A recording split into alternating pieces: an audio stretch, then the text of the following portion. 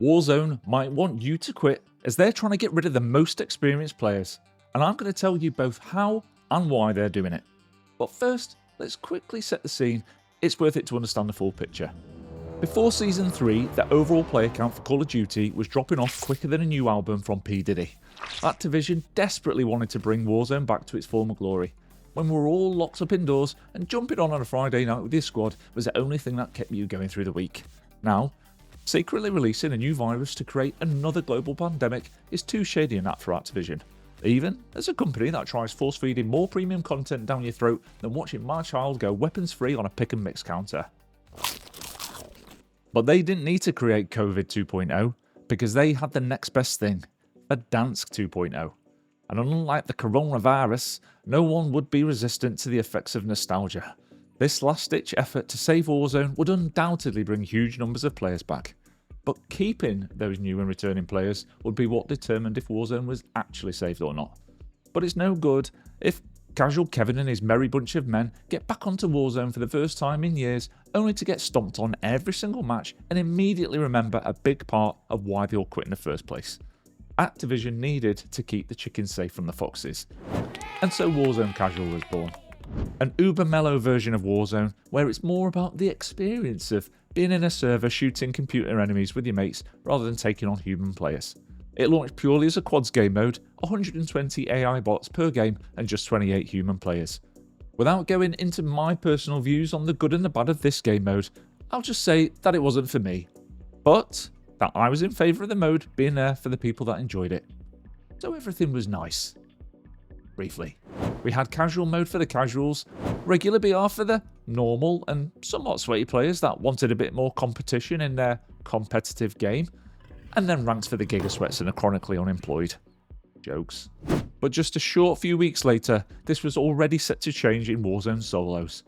Arguably, a mode populated by some of the most loyal, committed players to the game, was abruptly removed completely and replaced with a new solo version of casual BR. I think I just figured something out, Beavis. This sucks. They've said this is a test, but I've been playing this game from the start and I can see the direction it's going in. Activision's intention, sadly, is to do a soft reset on the Warzone player base at the cost of people like me and possibly you. Anyone sitting in the 1.2 KD and above range, they want rid of you. The truth is that what started out in 2021 as a very sandbox-like, fun, casual game where players could have a laugh chasing each other in cars, launching jokers halfway across the map, and daring to venture beyond the select 2 to 3 S-tier meta weapons has now become a very restricted, sweaty experience. Skill-based matchmaking keeps the crouch walkers and headless chickens in their own protected servers, while anyone that has learned a bit about movement or aim or any understanding of strategy and tactics are now kept in an ultra-competitive version of the Hunger Games, where at best you're fighting people roughly of your own capable level, and at worst you're fighting people that are perpetually online and play the game for a living. YY and TikTokers, movement demon streamers, and even content creators at the more relatable end of the scale. Activision genuinely believe in skill-based matchmaking, even publishing a white paper on it detailing why they think it works in multiplayer. But ignore what the statistician is telling you and instead listen to someone that firsthand understands the real experience of SBMM. Warzone is sweaty AF. And while the challenge is enjoyable in small bursts, it's largely robbed the game of its fun, and that's what's been responsible for driving players away. Now here's the kicker. I don't think the developers have a real solution for this that suits everyone, so what they are low-key opting to do from now is get rid of all the experience from the game. They are nuking it to save it, like Thanos killing off half of humanity so that it can continue to survive. Casual mode is rolling out across BR now and even replacing core game modes. Rebirth will be the next victim, with casual mode reported to be coming in the Season 4 Reloaded update. Casuals, low-skill players, beginners, and folks that simply don't have the time to put the hours in and keep up with the game love casual BR. They love it, and I understand why they love it. It's been hugely popular since its introduction. I don't have access to the buried data, but from the effect it's had on normal BR queue times and repeatedly seeing the same players in your lobbies, the indications are that the overall player count for Warzone has boomed in casual, but that the loyals, the old timers, are continuing to leave the game just like before Verdansk dropped. We've seen the developers become more reactive in nature over the years. Everything felt well planned out at the start of Warzone. The events, limited time modes, and map changes. But over the past 12 to 18 months, we see more and more backtracking and decision making on the fly.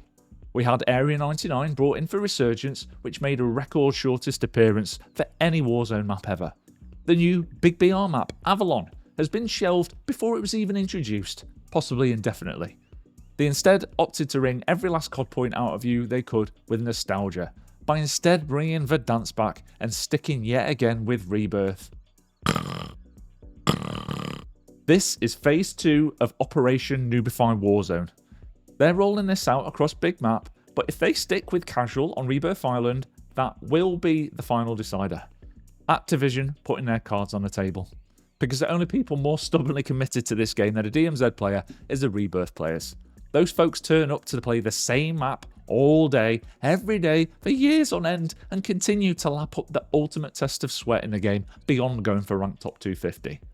If the solos players have been this upset on social media about their mode getting pulled from under them, then the Rebirth Island players are gonna go freaking nuts. And the devs must know this. So if they go ahead with it, then that for me is the clearest sign that they simply want to chop out players like me and maybe you too. They're out of ideas. They are desperate. And they're hitting the reset switch. Thank you for your years of playing the game, but you're no longer needed. I'd been on a timeout from Call of Duty recently because of the general state of the game, but when I saw that they replaced solos with casual solos, I felt, as a long-time Warzone fan that was being kicked out, I needed to come back and show the Call of Duty statisticians just what happens when you disrespect your loyals.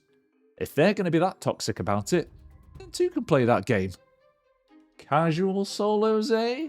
I'll be the judge of that. Then if you want to see how that went, then you can find out in this video.